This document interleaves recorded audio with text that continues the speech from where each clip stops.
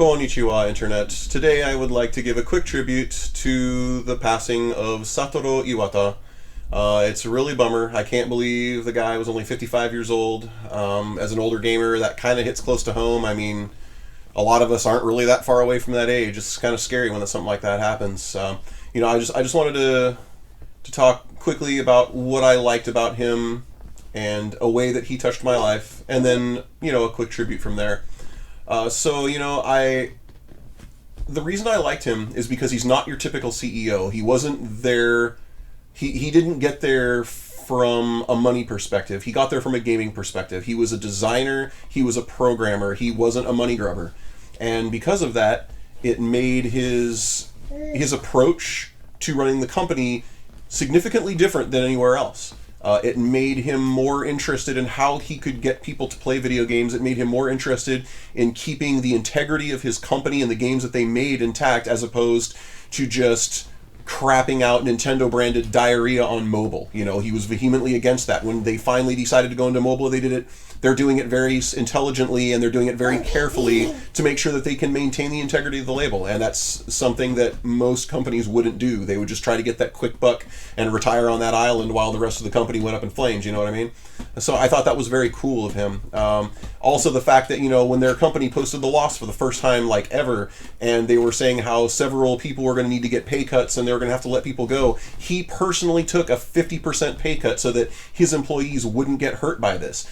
What president of what company would ever do that? The presidents of most corporations in this world look for reasons to screw their employees out of money to give them raises even when they're doing well. It's just amazing to me. It just shows what kind of a guy he was. That's the kind of boss that everybody should wish they could either be or have. And that's what I really liked about him, is that he took that perspective towards games, which was different than anyone else. And whether or not you agreed with the way he went about it, you could always tell that it came from the right place. It wasn't coming from a how can we get money place. It was coming from a how can we get more people to enjoy games and enjoy our stuff place. And that's awesome.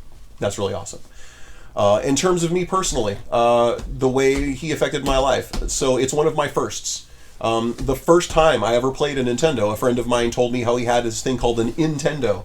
And his dad was in the army, and he had a friend who was stationed in Japan, and his friend came to visit them and brought them this Nintendo. I'm not entirely sure if this is correct, but I believe before they even started selling the Nintendo here in America, they were selling them really cheaply on army bases in Japan. And his friend brought them an American version, with every single one of the Gen 1 games. The Gen 1 games, if you're not familiar, they had the artwork that looked like this sort of 8-bit blocky sort of a look with the action look on it or whatever. And so he wanted me to play Wrecking Crew, which was his favorite game. And we played Wrecking Crew for a couple of hours, and we had a lot of fun with it. And then he finally, he was a good friend at the time, and so he said, well, hey man, what do you want to play? You pick something. So I was going to start going through the games and asking him, okay, what's this one like? What's this one like? What's this one like? Until I found one that sounded interesting to me we would play. And they were in alphabetical order. And so first one on there, I said, Balloon Fight. What's this game? He said, oh, it's kind of like that game Joust. And I was actually a huge fan of Joust in the arcades. I was a huge fan of Joust on the 2600 back when I had it, the Atari 2600, for those of you who don't know what that means. And so I said, oh, cool, let's play this. I will tell you right now, we never even got to level 3. We rarely ever got to level 2 because we spent all of our time trying to kill each other, and it was a blast. We would use the enemies to try to get in between each other and force an enemy on top of our friend. We would try to drive each other into the ocean and watch them get eaten by the fish. We just had an absolute blast killing each other. And then suddenly somebody turned a light on the side of my face, and I was like, what a jerk, why are you turning that light on? And I looked over, and it was the sun.